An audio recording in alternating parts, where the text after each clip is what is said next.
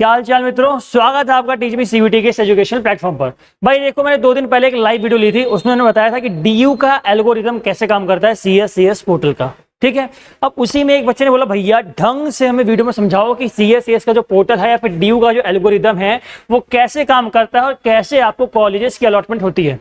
मैंने कहा ठीक है भाई, समझा दूंगा, लेकिन उससे पहले कि मैं वीडियो बनाऊं, बहुत सारी वीडियोस उसी दिन के बाद आ चुकी है। ठीक है, आप लोगों ने देखा भी होगा, लेकिन भाई जो भ्रम वहां फैला है, जो रायता वहां लोगों ने फैलाया है, उसको दूर करने के लिए आपके सामने मैं ये वीडियो लेके आ गया हूं। ठीक है, देखो पहली बात, इश्यूज क्या क्या आ रहे हैं फेज 2 में, कई सारे बच्चों को मैसेज आए, मैं बस मैंने उन सारे इश्यूज को यहाँ पर रखा है।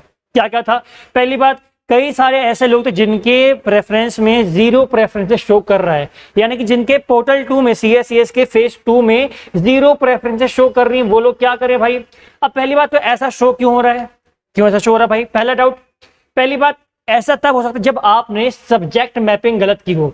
क्या गलत किया हो? Subject mapping. भाई देखो, सब्जेक्ट मैपिंग एक ऐसा उसका फेज है जो बहुत इंपॉर्टेंट है आपके कॉलेज के अलॉटमेंट में। अगर आपने यहां गलती कर दी ना, तो आप लोग ढंग से प्रेफरेंस फिल नहीं कर पाओगे। क्यों? यहां पर क्या आपसे पूछ रहा है? यहां पर आपसे पूछ रहा है कि भाई आपने जो क्लास 12th में एग्जाम्स दिए हैं, जो क्लास 12th में आपने सब्जेक्ट्स पढ़े हैं, क्या वही सब्जेक्ट्स आपने यहां पर सीयूईटी के एग्जाम में दिए हैं? अगर हाँ तो मैच कर दो, अगर उसका एग्जाम नहीं दिया तो उसको फिल मत करो, कोई दिक्कत नहीं है। ठीक है, अगर सीयूईटी में कोई एक्स्ट्रा एग्जाम दे दिया तो क्या करो, यहाँ पर क्लास 12 वाले सेक्शन में नॉट एप्लीकेबल लिख दो। अब बच्चे इसी को नहीं कर पा रहे हैं, या उन्होंने किसने लैंग्वेज नहीं लिखी है, किसने डोमेन सही से नहीं भरे हैं। भाई अगर आप लोग यहाँ पर गड़बड़ करोगे तो आप लोगों के सामने 0 प्रेफरेंसेस शो होंगी ही। ठीक है, पहली बात, जिनका गलत आ रहा है वो क्या करो, सब्जेक्ट मैपिंग को ठीक करो। दूसरी चीज क्या है? दूसरी चीज भाई, 0 प्रेफरेंस तब आएगी जब आप लोगों ने एलिजिबिलिटी क्राइटेरिया नहीं देखा हो, जिस सब्जेक्ट में आप एप्लीकेबल कर रहे हैं, अप्लाई कर रहे हैं जिसमें। ठीक है, तो आप लोग सारे के सारे जिस भी कोर्स के लिए डीयू में देख रहे हो एडमिशन अपना, उस कोर्स का सबसे जाके क्या देखो, एलिजिबिलिटी क्राइटेरिया। कहां से देखोगे भाई? ये आपको मिलेगा डीयू के ऑफिशियल बुलेटिन से। DU official bulletin for UG 2024 लिखो गूगल पर, अपने आप आपको ये पीडीएफ मिल जाएगी। उसमें सारे सब्जेक्ट्स, जिसमें सब्जेक्ट को करना है, सबका एलिजिबिलिटी क्राइटेरिया दे रखा है भाई। किसी में क्या चाहिए? 3 डोमेन प्लस 1 लैंग्वेज में मेजर ऑफ द कोर्सेज का यही है। ठीक है, बट कुछ में क्या है, 1 डोमेन 1 लैंग्वेज 1 जीटी, जैसे बीए प्रोग्राम का है। बीए प्रोग्राम का क्या है एलिजिबिलिटी क्राइटेरिया? 1 डोमेन 1 लैंग्वेज और 1 जीटी। अगर इस एलिजिबिलिटी क्राइटेरिया को फुलफिल कर पा रहे हो तो आपके सामने प्रेफरेंसेस शो हो जाएंगे, अदरवाइज प्रेफरेंसेस शो नहीं होंगी। ठीक है, दूसरा इशू क्या था आपका? डॉक्यूमेंट्स अपडेट का। कई लोगों ने बोला भैया हम लोग जब सीयूईटी का फॉर्म भर रहे थे उस टाइम हमारे पास ओबीसी का सर्टिफिकेट, एससी एसटी का सर्टिफिकेट या फिर ईडब्ल्यूएस का कोटा, ये सब नहीं था, तो क्या आप लोग अब कर पाएंगे? हम भाई देखो, अब अगर आपके पास सर्टिफिकेट आ गया है सेंट्रल लेवल का, ये याद रखना, सेंट्रल लेवल का सर्टिफिकेट होना चाहिए। अगर नहीं है तो मत भरो, रिजेक्शन के चांस ज्यादा है स्टेट लेवल का लगाओगे तो। ठीक है, ज्यादा चांस है, और पिछली बार कई सारे बच्चों का रिजेक्ट हुआ भी था। बिकॉज ये चीज कॉन्फिडेंशियल और ये चीज डिपेंड करती है कॉलेज पर कि वो लोग उस डॉक्यूमेंट को एक्सेप्ट करते हैं या फिर नहीं करते हैं। ठीक है, तो डॉक्यूमेंट्स अपडेट करने के लिए क्या करोगे, पहले करेक्शन विंडो में जाके करेक्ट करो। ठीक है, करेक्शन विंडो जाके क्या करोगे, ईसीए और स्पोर्ट्स कोटा ये ऐड कर पाओगे, अदर कैटेगरीज ऐड नहीं कर पाओगे, सिर्फ ये 2 कैटेगरीज ऐड कर पाओगे।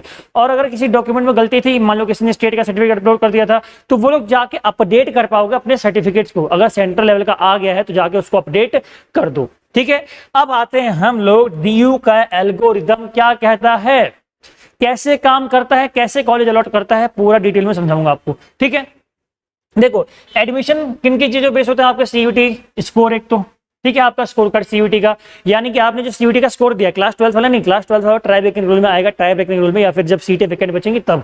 ठीक है, डीयू का ऑफिशियल ने बोल दिया है कि अगर सीटें वैकेंट बचती है, सारे राउंड्स खत्म हो जाते हैं, उसके बाद आपको क्लास 12 के बेस पर, मार्क्स के बेस पर आपका एडमिशन लिया जाएगा। ठीक है, तो स्कोर कार्ड सबसे पहली चीज, जिसके मार्क्स ज्यादा उसके चांसेस ज्यादा डीयू में। ठीक है, दूसरी चीज कैटेगरी, भाई देखो अगर जनरल हो तो कट ऑफ हाई जाएगी, हाई जाती है सारे सब्जेक्ट की। ठीक है, बट अगर ओबीसी एससी एसटी या फिर किसी और कोटा के अंडर आ रहे हो, भाई जैसे कश्मीरी माइग्रेंट्स का हो गया, तो इसमें कट ऑफ आपके बहुत ज्यादा कम जाती है। ठीक है, तो अगर कैटेगरी में हो तो थोड़ा आपके चांस ज्यादा है डीयू में एडमिशन मिलने के। तीसरी चीज अवेलेबिलिटी ऑफ सीट्स, यानी कि भाई अगर एडमिशन लेना है तो सीट्स तो होनी चाहिए ना। अगर किसी कॉलेज में सीट ही नहीं है, 60 सीटें नहीं, मान लो अब 60 सीटें फिल हो गई, तो आप कह रहे हो नहीं हमें वही कॉलेज चाहिए, भाई वो सीटें एक्स्ट्रा थोड़ी ऐड करेंगे उसमें, नहीं, अगर सीटें अवेलेबल हैं, वैकेंट सीट्स हैं, तो आपका एडमिशन होने के चांस ज्यादा है, अदरवाइज चांस कम है। ठीक है, अब आते हैं एल्गोरिदम का एग्जांपल कि कैसे भैया आपने बोल तो दिया सीटें अवेलेबल होनी चाहिए, स्कोर अच्छा होना चाहिए, कैटेगरी होनी चाहिए, या फिर नहीं होगी तब भी चलेगा, मार्क्स अच्छा होना चाहिए। अब भाई सबके बाद एल्गोरिदम कैसे काम करेगा वो आपका आगे अब मैंने एग्जाम्पल के 2 लड़कियों के नाम लिए यहाँ पर, एक है तान्या और एक है आपकी अवीशा, ठीक है। 2 लड़कियों के नाम मैंने यहाँ पर लिए हैं। मान लो तान्या को क्या चाहिए, तान्या को भी करना है बीकॉम ऑनर्स, क्या करना है बीकॉम ऑनर्स, या फिर चलो बीकॉम बहुत हो गया भाई, सब बीकॉम को बना रहे, हम लोग बनाते हैं बीए वालों का। इन दोनों को ही करना है बीए पॉलिटिकल साइंस ऑनर्स या फिर बीए प्रोग्राम, दोनों का एग्जाम्पल हम लेंगे। और दोनों की कैटेगरी क्या है, दोनों की कैटेगरी है आपकी एससी, जनरल भी ले सकते हो, दोनों की सेम, यानी मैं सिमिलरिटी दिखा रहा हूं, दोनों की सेम कैटेगरी है, ठीक है। अब देखो क्या होता है, इसने प्रेफरेंस बनाई, तान्या ने जो प्रेफरेंस बनाई, उसने मेरी वीडियो देखी थी, मैंने उसको बताया था कि भाई देखो नॉर्थ कैंपस ऊपर रखो, साउथ कैंपस उसके बाद, देन आप रखो ऑफ कैंपस को, ठीक है।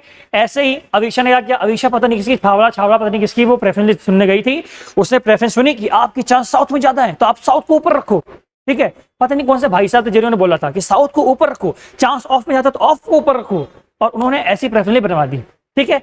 अब ये फंसी कैसे, मैं आपको बताता हूँ। देखो फर्स्ट राउंड आया, इनके मार्क्स थे 776, दोनों के सेम मार्क्स, सेम कैटेगरी, सब कुछ सेम, समझाने के लिए इजीली इतना अच्छा एग्जांपल लिया मैंने, ठीक है। फर्स्ट राउंड आया, फर्स्ट राउंड में देखा क्या हिंदू कॉलेजेस का मैच हो रहा है, मैच नहीं हुआ। कट ऑफ कितनी जाती है, 799 के आसपास, ठीक है। केएमसी का मैच हो रहा है, नहीं हुआ।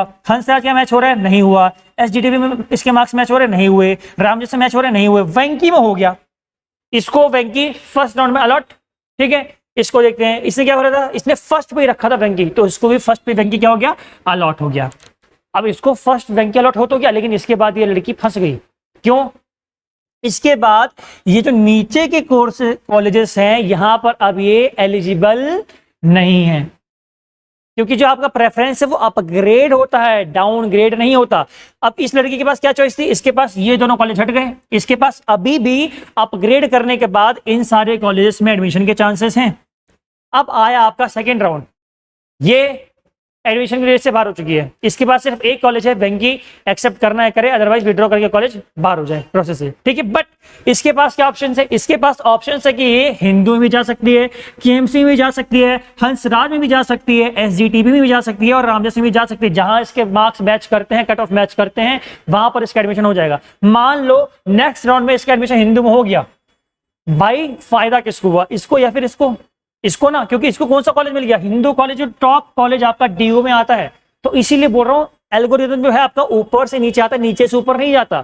आपके मार्क्स ऐसे देखे जाएंगे, ऐसे नहीं देखे जाएंगे, ठीक है, समझ गए ना भाई। ऊपर से नीचे आएंगे डीयू वाले, नीचे से ऊपर नहीं जाते हैं। आपकी बेस्ट प्रेफरेंस क्या है, वहां पर अगर आपके मार्क्स मैच कर रहे हैं कट ऑफ से तो आपको एडमिशन मिलेगा, अदरवाइज एडमिशन आपको नीचे के कॉलेज मिलेगा। अगर कहीं भी नहीं मिला तो वेट करोगे तो हर जगह मिल जाएगा, ठीक है। तो यही मैं समझाना चाह रहा था कि भाई डीओ का जो एल्गोरिथम है वो ऊपर से देखता है, इसलिए बेस्ट कॉलेज, बेस्ट कोर्स अपना ऊपर रखो ऑलवेज। यार डीयू के ऑफिशियल्स खुद बोलते हैं, मेरा कहना नहीं है, आप किसी की बात में भरोसा मत करो, मुझ पे मत करो, चलो, लेकिन डीयू के जो ऑफिशियल्स हैं वो तो राइट बोलेंगे, वो तो ट्रू रहेंगे अपनी बातों पर, तो इसलिए उनकी बात सुनो और प्रेफरेंस में टॉप पर रखो हमेशा कौन से कॉलेजेस को, अच्छे कॉलेज के, जिसमें आपको ड्रीम कॉलेज जो आपका है, जिसमें आपको एडमिशन चाहिए। डिस्पाइट द फैक्ट आपके मार्क्स कम है या ज्यादा है, कुछ मैटर नहीं करता, ठीक है। प्रेफरेंस में जिस कोर्स को चाहते हो उसको ऊपर रहो, कोई भी दिक्कत आपको नहीं आएगी। अब एक और दिक्कत जो बीए प्रोग्राम या फिर किसी प्रोग्राम और कोर्सेज की है, मान लो एक लड़की है जिसका फेवरेट कोर्स है जूलॉजी ऑनर्स, क्या है उसका फेवरेट, जूलॉजी ऑनर्स, ठीक है। उसने प्रेफरेंस बनाई, रखा किसको, हिंदू को, केएमसी को।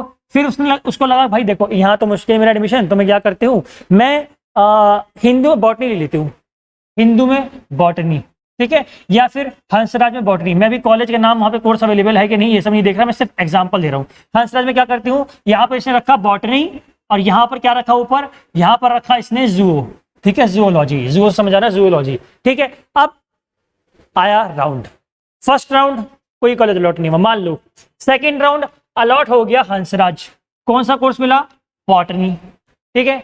इसने और भी प्रेफरेंस बनाई थी, इसने कम से कम 40-50 प्रेफरेंस बनाए थे, लेकिन टॉप में इसका आ गया, इसको बॉटनी मिल गया, ठीक है। बट इसका फेवरेट कोर्स कौन सा था, जूलॉजी। इसने क्या करा, अपग्रेड किया, अपग्रेड के बटन में क्लिक किया, बट नेक्स्ट राउंड में इसकी कट ऑफ कहीं भी किसी भी कॉलेज में मैच नहीं करी जूलॉजी के लिए। अब क्या इसको उसका बेस्ट कॉलेज मिल पाएगा, बेस्ट कोर्स मिल पाएगा, नहीं, क्यों, इसका बेस्ट कोर्स कौन सा था, जूलॉजी। बट इसने सिर्फ एक गलती करी कि इसने प्रेफरेंस में ऊपर जूलॉजी के बाद बॉटनी रख दिया। भाई कम से कम ऊपर के 10-15 प्रेफरेंस ऐसे रखो जो आपका बेस्ट कोर्स हो, जिसमें आपको जाना है, जो आपका ड्रीम है, अदरवाइज मुंह में करवा के बैठ जाओगे चुपचाप, ठीक है। मेरा क्या नहीं है कि ऊपर के 10-15 कॉलेज ऐसे रखो जहां पर आपको ड्रीम कोर्स करना है, सिर्फ उसी कोर्स को रखो, कोर्स के साथ कोई कंप्रोमाइज नहीं, ठीक है, कॉम्प्रोमाइज कॉलेज के साथ कर लो लेकिन कोर्स के साथ नहीं, बिकॉज 3-4 साल बिताना आपको कोर्स के साथ, कॉलेज लेके चाटना नहीं है, कॉलेज का आपको अचार नहीं डालना। ठीक है, कोर्स पे थीसिस करोगे, कोर्स पे स्टडी करोगे आप लोग, कॉलेज पे थीसिस करने नहीं जा रहे हो, पीएचडी करने नहीं जा रहे हो कॉलेज पे। ठीक है, तो इसलिए प्रेफरेंस किसको दोगे, प्रायोरिटी दोगे अपने कोर्स को, ना कि कॉलेज को। प्रेफरेंस ऐसी बनाना जिसमें आपके टॉप 10-12 कॉलेज ऐसे हों, 10-12 कोर्स सिर्फ एक कॉलेज के, जो आपका बेस्ट कोर्स है, जो आपको करना ही करना है। कैंपस के पीछे, कॉलेज के पीछे मत भागना, ठीक है, कोर्स के पीछे भागना। बाकी आपकी मर्जी यार, कोई लड़का अगर चाहता है कि मेरे को नॉर्थ कैंपस ही जाना है तो कोई भी कोर्स लो, कोई दिक्कत नहीं है। बट जो सीरियस स्टूडेंट है, जिनको मतलब कुछ एक ही सब्जेक्ट में करना है, वो सिर्फ कोर्स को देना, सबके लिए नहीं है यार। मेरा खुद बताऊं, मेरे को मतलब मेरा ये था कि जब मैं 12th पास हुआ था ना, मेरे को सिर्फ कोर्स से मतलब था। मैंने कहा मैं घर के पास ही मिलेगा ना, बाकी मेरे कॉलेज का भी था कि मेरे को घर के पास चाहिए, तो मेरी प्रेफरेंस क्या थी, घर के पास। आपकी सी थी कोर्स, मेरा क्या था, घर के पास। ठीक है, लोकेलिटी मेरी होनी चाहिए बस। तो मैंने क्या किया था, पास के कॉलेज में भर दिया था, मेरा हो भी गया था आराम से। ठीक है, तो कोई दिक्कत नहीं, जो मेरे को समझाना था आपको ने समझा दिया आपको। आई होप आपको समझ में आ गया होगा। अगर फिर भी कोई डाउट्स होते हैं तो कमेंट बॉक्स आपके लिए ओपन है, अदरवाइज मैंने टेलीग्राम का लिंक डिस्क्रिप्शन बॉक्स में दे रखा है, जाकर उस ग्रुप को ज्वाइन कर लेना और मैसेज कर देना, आपके डाउट्स सॉल्व हो जाएंगे। ठीक है, फिर भी कोई डाउट रह जाए तो भाई देखो, टीच मी सीयूटी आपके साथ है, सारी वीडियोस देख लेना, कोई डाउट नहीं रह जाएगा। प्रेफरेंस लिस्ट कैसे बनाएं, वीडियो बना रखी है, अपलोड कर रखी है, जाके देख लेना, कोई दिक्कत नहीं है। ठीक है, तो आज की वीडियो में इतना ही। जय हिंद, जय भारत।